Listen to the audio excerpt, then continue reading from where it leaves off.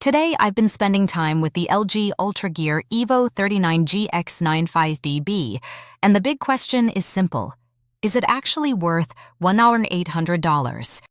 Short answer, if you've got the right setup, yeah, it kind of is.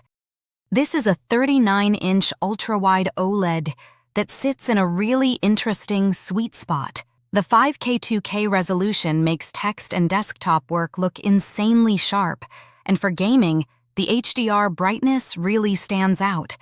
Bright highlights pop in a way most ultra-wides just can't match.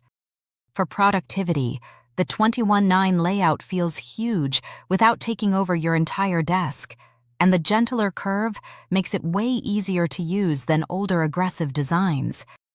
But it's not perfect. The 165 Hz cap at native resolution feels a bit underwhelming at this price, and the 330 Hz mode drops you down to 1080p, which honestly looks pretty soft on a screen this size. Also, that matte coating kills a bit of the OLED wow factor, and the built-in AI features feel more like marketing than anything useful. So yeah, premium, immersive, but definitely not for everyone.